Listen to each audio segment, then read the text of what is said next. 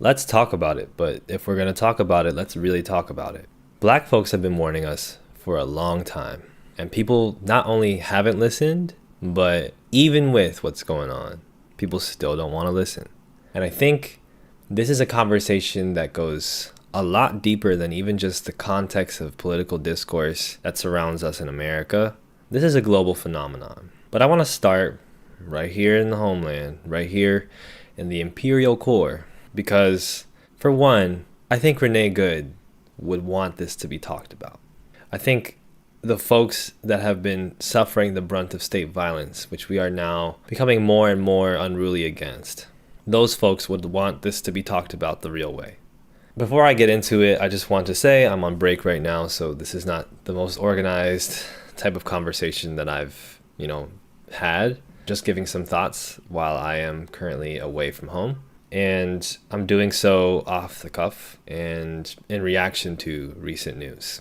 I don't think I need to remind you of that recent news. Of course, American imperialism in Latin America and Africa comes to mind. In Asia comes to mind. Of course, European imperialism comes to mind. Shout out to Norway. Norway gets away with a lot. It's also, of course, a reaction to the American Gestapo, the ICE shootings, multiple, plural shootings and killings that have occurred, not just the videotaped incident in Minnesota, but in several incidences over the past years, with special attention being brought toward it right now. And of course, I want to say that I'm glad that more and more people are becoming aware, getting more politically engaged, getting more outraged. But outrage can only do so much. If your outrage is reduced to anger that you take out online and catchphrases that you sling around and one or two little protest walks, that outrage is more so in service of your own ego than it is in service of the wider community that we're trying to help. And this is something that we've all had to kind of learn, isn't it? It's a recurring story. We've had decades and decades of protest movements that have borne this thesis out. All that said, one of the phrases that we're seeing all over the place in response to the shooting of Renee Good is, that could have been any one of us. And yeah, not wrong, especially harrowing, when it's the murder of a U.S. citizen, a law-abiding U.S. citizen, despite what the party wants you to believe about her conduct. But it also could have been us when it was Philando Castile. The system continues to fail Black people, and they will continue to fail you all. Like I said, because this happened with Philando, when they get done with us, they're coming from you, for you, and all your interracial children. Y'all are next, and you'll be standing up here fighting for justice just as well as I am. I am so disappointed in the state of Minnesota. My son loved this state. It could have been us when it was the wide variety of victims of state-sanctioned violence. Black men and women, Black trans folks, Black queer folks, who have consistently been martyred only for no large social media movement, no large political organizing rally to be conducted in response, at least one that, let's say, breaks color lines. Last week, a man named Keith Porter was killed by an off-duty ICE agent, but you probably haven't heard his name. And while part of that may be because of the ICE agent being off-duty rather than on-duty with a large crowd, we also know the biggest reason why this exists. Keith Porter is a Black man, and Black men, Black women that get killed by agents, officers, don't get the same amount of national attention. Many people online have been very angry at me and other Black people for saying not to use the phrase "say her name" when it comes to Renee Good, and this is part of the reason. Man, nobody would ever think that these days will come to happen. Because as time goes by, people realize to see the truth. People realize to see the United States for what it is. Remember, when Black people were complaining about the same issues, people saw Black people as nuts. People saw Black people as those people who were complaining too much because they're not paying attention to the work that they're supposed to be doing. But look, today, we are envisioning what Black Americans said. We are envisioning what Black Americans were going through. But they really tried to tell you this. They really tried to warn you this. My brothers and sisters in the United States, those people who look like me in the United States, tried to tell you that all these things that you are doing one day will come back to you. And they say that karma is a boomerang. Boomerang is going and then coming back. And now it's coming back to you. Brothers and sisters, I want you to understand that I'm not celebrating what is happening in the United States. It's not in my place. It's not in my judgment. Probably this could be a divine judgment. Hey, Black people have marched on the streets for a long time. They've tried to tell you, they've tried to warn you that you stop taking down their people, that you stop taking down all those extrajudicial killings that were happening in the United States. People saw Black Americans as people who don't have jobs to do, as people who don't like working, as people who just like complaining. But hey, look, the recent case that happened in Minneapolis is making a lot of black people, is making a lot of Americans to wake up, is making a lot of white people in the United States to wake up. And this is a narrative, this is a scenario that Black people have tried to warn you. We had Black people that have marched on the streets because of this. But again, what happened to Black people who were marching on the streets for the same reasons? They ended up getting shot. They ended up in the jails. Right now, you are asking Black people to come and join you, to march on the streets, to come and join you in the protests. What do you think? Because literally, majority of the things that Black people have warned you on, they have come to happen. So brothers and sisters, this is really devastating scenario, but at the same time, it's an awakening. It's a proof that Black people are not nuts. It's a proof that Black people really knew the United States, and they knew the true features of the United States even before white people. Because whites in the America knew that they're the ones who know the United States, the true picture of the United States.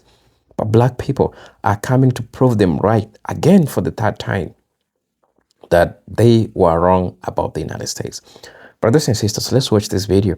I'm going to be back and then I'll be sharing my thoughts in regards to this. It has taken 7 days for the average person, and not even the average person, but for people online to find out about Keith Porter, while most people across the country know who Renee Good is within 24 hours. Within 24 hours, people have started marching for her. They have been sharing the stories of her families. They have been talking about her, sharing posts of her, memorializing her, making sure that she is known. Meanwhile, Keith Porter's family, they've been struggling to get into the news cycle. They've been struggling to have any conversation. And the same defense that ICE agents are using to justify killing Good is the same defense that they're using for justifying killing Porter. They say that he had a weapon and that he pointed it at them first, despite the fact that nobody on the scene concurred that, aside from the officer who shot him.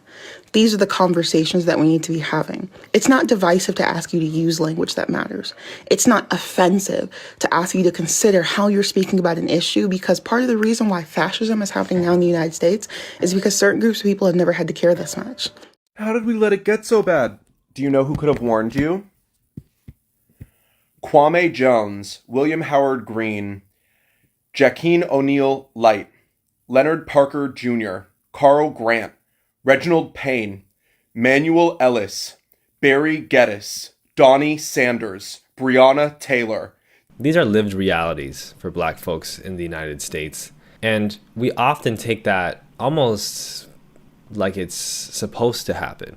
It informs us a little bit. It motivates us, especially when we feel particularly aggrieved with the United States, particularly mad at our elected officials, particularly mad at our rich capitalist classes. And then we put it aside and we continue on with our lives, because our lives, in our minds, are something separate from the lives of Black folks, from the lives of poor and working class Black folks, from the lives of Black martyrs. Our political reality is something separate from the Black Panthers. It's something separate from Black organizing work. It's something separate from anti-imperial organizing work. That's just stuff that we get into when we're in the mood. But as far as our lived reality, our everyday experiences, our relationship with our police forces, our relationships to money, our relationships to culture, as non-Black people, all of us view Black histories, Black cultural work, Black activism as separate, as something that's not connected to our own experience, as something novel that we can reach into like a bag of candy, pull out a little Twizzler every now and then, and use it to sugarcoat what we do.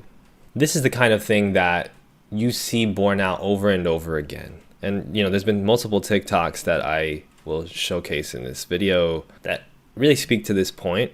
This is borne out when you see the wording, the verbiage, the responses, the thought processes that so many people have, and it's not just Americans, we are going to get into it, have in the response to political outrage. Here's one example, and one particular TikTok I'll show you gets into it. It's always Nazi Germany, Even if we fix this right now, America gonna be right back in this situation in like 2 generations. Because white people is not learning a lesson that they need to learn. Because here's the thing, you may not have started the original curse, but you, your mother, your grandmother, your great-grandmother, y'all have been feeding the curse generation after generation after generation. And this is the thing that's blowing my mind. Y'all keep saying Germany. Y'all keep pulling up pictures of German soldiers. Pull up them pictures of your grandparents outside them schools. Pull up the pictures of your great-grandparents at them picnics. Stop talking about Germany when they learned they playbook from a real specific group of motherfuckers who 2 generations they kids is looking at me on this goddamn app right now. Y'all are related to, in the same house as, and breaking bread with the motherfuckers that created this world that we live in today. And we warned you, and we warned you, and we warned you, and you warned you. White people are always ready to compare the Trump administration to Nazi Germany, ICE as Gestapo, Trump as Hitler, etc. It's never white supremacist movements of the 50s and 60s. It's never the Ku Klux Klan. It's never what happened to the Black Panthers. It's never COINTELPRO. It's never Operation Condor. It's never the violence of neoliberalism. It's never the crack epidemic. It's never our various ventures into the Middle East. Those people, the things that they suffered from, the CIA assassination or the FBI assassination of Martin Luther King Jr., those are kind of curiosities. Those are interesting footnotes in a complicated and sometimes quite dark history of the world we live in today. Those are always peripheral. That's why it's the periphery. That's why Black Americans are a colonized people. This is something that I think a lot of people are not quite coming to grips with, and we will see that discourse play out over the next couple of years. We will see the use of the term internal colonies become popular, but not right now, because white people have this tendency, every time they get back into their outrage bag, every time they get back into their political commentary bag, every time new progressive movements form, thankfully, new social justice movements form, thankfully, and white people find themselves with platforms at the forefront of it, they're always in their minds inventing fire. They're always in their minds stumbling upon brand new ideas that they just have to share with everybody. So now that they've just figured out that imperialism is a thing, now that they've just figured out the core periphery distinction a little bit, they've figured out that what we have in this country is built off of what we do to other countries, what we do to a global proletariat, a global exploited class. Now they want to tell everybody about it. They can't wait to tell you. Did you know what we do in the Congo? Yes. Yes. Did you know in Palestine? Yes. Right. And this is not me speaking from an arrogant standpoint, or I'm attempting not to be arrogant about it, because there's a lot that I'm still learning. And sometimes I'm guilty of this too. But, what happens in the process is then inevitably Black folks will chime in and white people will speak over them all over again, as if these Black folks are not speaking from the histories and experiences and the knowledges that have been built off of studying this very dynamic for centuries, which you are just now getting more active in your resistance towards. Case in point, there are these constant arguments about Black Americans this. Every time something happens to a non-Black person that bothers them, the first thing they think about is how much they hate Black people. It's really telling because, I see a post on Tumblr about Pride Month, and it's this, young person clearly from like New Zealand who's angry about American exceptionalism and American imperialism and how it's distorted queer histories in New Zealand and Maori histories. And who's the subject of their ire? It's not white gay folks. It's not the bourgeois queer classes in the United States that are predominantly white. It's not white supremacy. They're mad at Black trans women. Oh, Marsha P. Johnson has nothing to do with queer histories in New Zealand, right? What the hell do Black trans women have to do with this? Why is the subject of your ire Black folks, right? But they do this every time. They figure out something about how the world works, and they cannot wait to say, Black people have not told me about this. Black people actually don't realize this. Black people think they're the only oppressed people. Black people have a perpetual victimhood mentality. Even some of the most self-proclaimed far-left people will fall into the same rhetoric time and time again, and it's tiring. It's tiring because they, within a couple of years, as I mentioned, we're going to be like, oh, did you know that the United States has internal colonies? You don't say. You don't say that some of the places that we would consider colonies are technically within the borders of the United States, technically part of U.S. states. It's a conversation that somehow was skirted about Hawaii. It's a conversation we're going to be having about Puerto Rico as Bad Bunny performs for the Super Bowl soon. But folks still do not acknowledge that there are Black Americans in predominantly Black as well as brown neighborhoods, inner cities throughout the United States that still don't have clean drinking water, that don't have clean air to breathe, that have completely broken down housing situations, that live materially in conditions that are quite similar to many within the Global South. And that likewise, there are many people living quite nicely in the Global South, which is not to say that the extraction dynamic and the imperialism dynamics don't extend outside of the United States and don't often take place, or most of the time take place outside of US borders. But borders don't got nothing to do with it. Capitalism is a process of extraction. It is a process of sorting out who are the extractable classes, who are the exploited classes. And part of how you do that is through race. It's through racialization. Because racialization justifies caste, and caste justifies extraction. It justifies exploitation. You can learn this in India, right? You can learn this in the case of Indian history. Why is there a class of untouchables? Because somebody has to pick up the poop. Because somebody has to be the janitor. And we have to have a system through which we can continuously justify who has the worst jobs and who gets paid the least to do the stuff that nobody else wants to do. All of this is to say that Black folks have been telling us this for a long time. Black folks have been telling us about state-sanctioned violence for a long time. Black folks have been talking about police abolition for a very long time. And it has become this red flag discourse, this something that triggers white folks, right? Abolish the police, abolish the police. But now that you have something attached to the Trump administration and branding, empowered by the Trump administration, and something that actively and aesthetically and remorselessly targets U.S. citizens who are sometimes white, all of a sudden it's abolish ICE. All of a sudden abolition is a popular concept, because when it affects white people, they go from going like this to going like this. Does that make sense? And this is not something that is exclusive to just white people. This is a reality among non-Black people globally, especially white people globally. There are many of us who are diligent in trying to learn from Black Americans as well as other marginalized groups throughout the world. But there are many, many more of us, it seems, who are almost resolute in maintaining a dominant position socially over Black people. One of the things you hear also about Americans is, oh, when are Americans going to revolt? I love this one. I want to sip some water before I talk about this one. Why don't Americans do what they're doing in Paris, what they've done in Paris? Why aren't they doing what's happening in Nepal? Oh, it's because Americans are so silly, they're so stupid, they're so uneducated, they're so selfish. Meanwhile, police precincts were getting burned in 2020.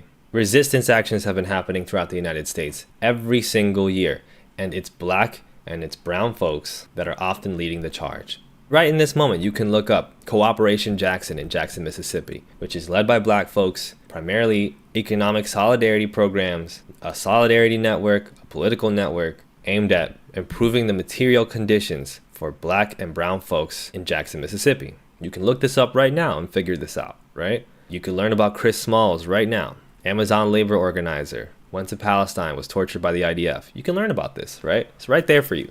But rather than look at that and say, some Americans are resisting and some aren't, and why is that? We would rather pretend that America is this united bloc where everybody benefits the same, or at least benefits close enough, and the marginalized groups in the United States are just these selfish, perpetually victimized bourgeois classes that don't care about the rest of the world.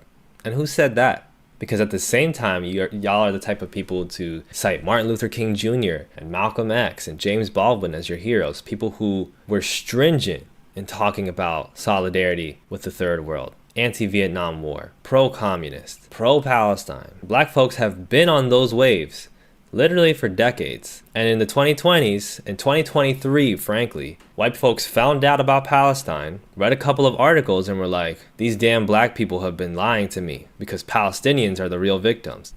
How did you get there? How did you skip so much and get there? It's infuriating and it's frustrating. because it's not just a dynamic that plays out in the United States. That kind of rhetoric is just another version of American exceptionalism. The idea that America is just so unique in its idiocy, so unique in its backwardsness, culturally, so unique in its selfishness. You know, you hear European folks lecture Americans about whether it's the protesting thing, as they ignore what Black Americans have constantly been doing, or whether it's about capitalism, as if Europe is not dominated by a capitalist class anchored by the EU, which primarily benefits from the profit of extraction from the third world, just like the US, in coordination with the US. European folks will lecture Americans about racism in American society. They're like, I can't get my head around how a country could be so racist. Like, literally everything in America is because of racism. As a European, I can't believe this. Are you serious? Really? You might want to think a little bit harder. These ideas of nation states and borders have clouded your mind. Because in France, y'all's whole economy is anchored on West Africa and France Afrique. Oh, you don't think we know about France Afrique?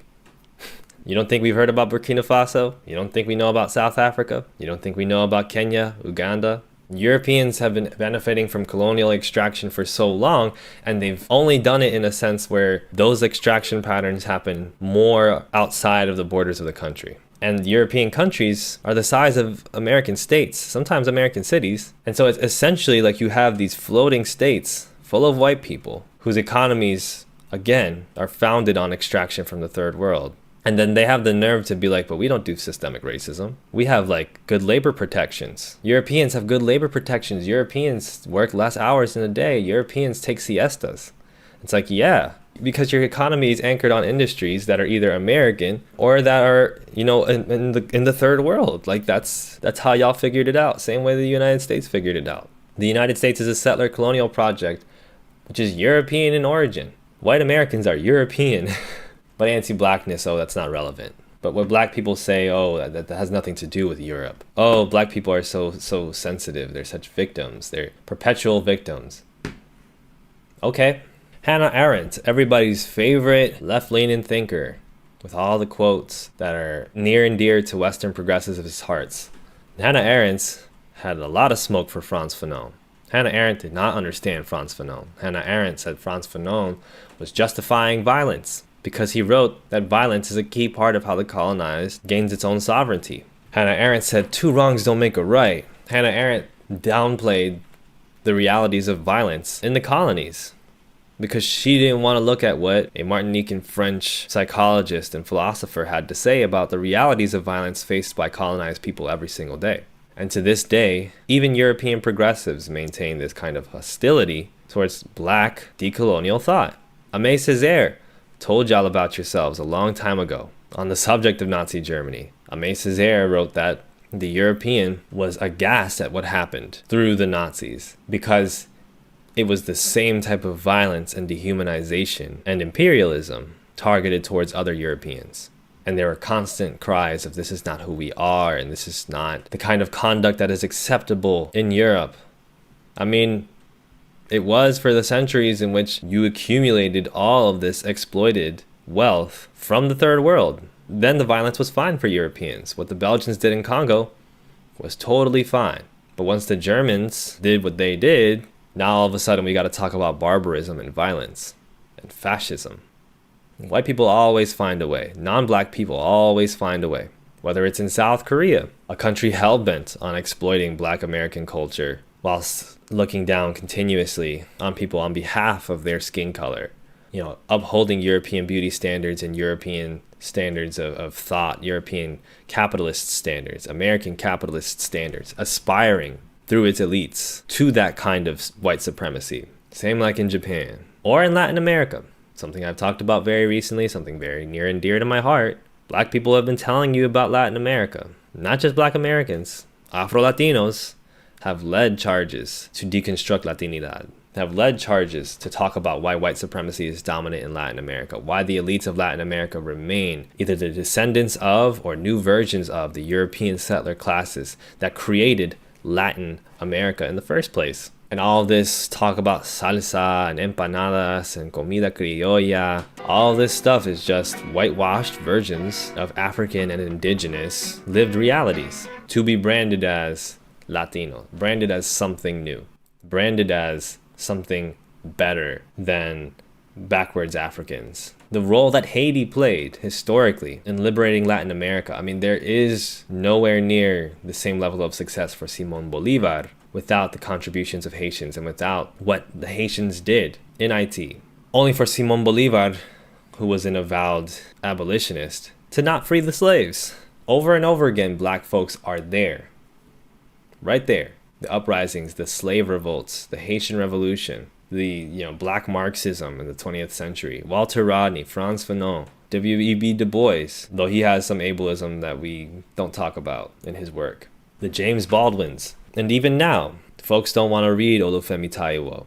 Folks don't want to read Angela Davis. Folks still want to figure it out without learning from the people that experienced the brunt, the harshest end of this capitalist imperialist project for centuries and centuries, and created forms of life in resistance to it, forms of life separate from it, forms of resistance, forms of rebellion, forms of culture, forms of intellectualism, forms of spirituality, forms of romantic concepts, all in response to that domination. And there's a whole massive canon of black authors that will teach you about this world that you're just coming into. And you still don't want to read them. You still don't want to take their words seriously. You still use them for decoration. And you don't take them to heart. And this is the reality that we live in. A world where globally anti-blackness is still this dominant force, in part because nobody wants to talk about it. Nobody wants to center it. Nobody wants to give it air. Everybody wants to act like it's an unfortunate coincidence that this capitalist, billionaire rigged, extractivist, misogynist project that is the United States, as well as other global north countries coming into awareness of this. Everybody wants to act like that project, having black people consistently at the economic bottom, at the cultural bottom, at the social bottom of its hierarchy, is a coincidence. Something that will just clear up if we just, tax the rich a little bit more. Oh, if we just tax the rich a little bit more, and if we just protest a little bit harder, and if we just, if we just get a bunch of white guys with guns, we'll sort this thing out. As if the white guys don't have guns so that they can maintain that system. As if as soon as the Black Panthers armed themselves, the NRA became interested in gun control. As soon as a black person comes into the picture, all the non-black people come together and figure out how they can keep the black person at the bottom and use them so that they can maintain some level of resources, some level of economic advantage comparatively. And the light-skinned brown people and the East Asians, they're more than happy to stay underneath white people so long as they remain above black people. Even certain indigenous folks who have long been in solidarity with black people and who have had long, for a long time, movements in connection with black people and a shared struggle with black people. Even certain indigenous folks don't listen to black people, don't like black people. And frankly, this is a conversation that's not really for me to have. There's a lot of black people that don't listen to black people. In 2026, there is not a single person who I am interested in listening to if they haven't committed themselves to learning from black history, from black politics, from black culture. I don't expect everybody to be a radical Afro-socialist, Afrocentrist overnight. I don't expect everybody to know everything because I don't know everything. I don't expect everybody to be perfect because I'm not perfect. But we've got to have a standard here. We've got to have a little bit of accountability. There's no excuse at this point. No excuse. Because black people have had social media for a long time. Because we marched out in the streets for BLM. Because we watched what happened in real time in Minnesota. The last time in Minnesota. There's no excuse in 2026 for you still to be looking exclusively at white folks explaining to you how they oppress other people and not to the people that they oppress. There's no reason even that your education about what ICE does towards brown immigrants in the United States should lead you to only learn from white people who educate you about that. All these white folks who spring up with their platforms and I got something to tell you about how to locally organize, and I got something to tell you about farms, and I got something to tell you about... It's great. A lot of the content is great. If you're not reading black people, learning from black people, in solidarity with black people, it's just not going to be enough. You can call it a purity test if you want. You can call it woke and you can call it performative all you want. The same lessons will persist if you refuse to learn from the people who have studied them the most. I don't feel like that's a very complicated notion. But I really appreciate that a lot of people are trying. And maybe for some of you, this video will be, if not a wake-up call, I don't want to be pretentious about myself, but some type of energizing moment in which you're like, yes, absolutely. This is the time that I start learning from Black liberation struggle. This is the time I read C.L.R. James, the Black Jacobins. This is the time that I start reading James Baldwin. This is the time I start reading any number of Black scholars, Black historians. This is the time that I start learning actually what the difference is between one African country and another. Frankly, this is a conversation that extends to Africa, especially when we talk about North Africa versus Sub-Saharan Africa. We are in the middle of an AFCON right now, an African international soccer competition, football competition, in which people learned about Patrice Lumumba for the first time because the Congo, the DRC, was participating and they had a fan who dressed up as Patrice Lumumba as part of their fan cheer section. And it was explained to people what the significance of this was. Only for an Algerian player to make fun of this Patrice Lumumba, to make fun of this fan. Yeah, even in Africa, this is a problem. Just think about how much you're missing. I highly encourage people to remain active, to build their wisdom, and to build their capacity for hope, because these are necessary resources. And part of how you learn, I see sometimes people post online, how can one find joy in a time like this? How can one find connection in a time like this? How do you not just give up? If Black people didn't give up in the 1700s, how the hell are you, a non-Black person, going to give up now? What excuse do you have? Learn from what they've done. And I promise you, you will not regret it, because it has not only implications on what we can do politically as a collective, it has significant implications on how we live our own lives, on who we are, our own identities, our own abilities to connect with other people. I hope all this made sense, and I hope you're doing as well as possible. I hope to see you soon. Hello brothers and sisters, welcome back to the channel. I'm hoping that you are doing great from wherever you're watching me from. Now, a couple of things have gone wrong and people have talked about this. It is always important to recognize that a person wants you about something, they are not nuts. They are not mad for saying what they're saying. Black people have really fought. Black people have really tried. They've tried their best.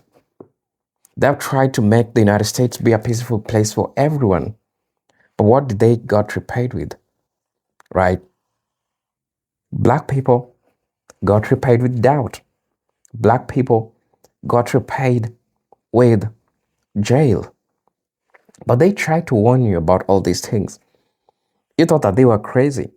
You thought that they should go get a job because everything that they're trying to tell you, you believe that you are right. But now see, people are coming to a realization that Black people were not nuts, that Black people were not mad. All these things are happening one by one. And let me remind you, do you remember when Black people was trying to warn people about Mr. Donald Trump? They were not trying to say that Kamala Harris was a good person. No. They were specifically talking about Mr. Donald Trump. Because honestly, even Kamala is not a good person. But hey, the devil is still the same person. But understand this, Black folks in the United States warned you about Mr. Donald Trump. They warned you about this massive surveillance that will be happening. They warned you about all these economical drains that are going to drastically affect you. But you know what you did?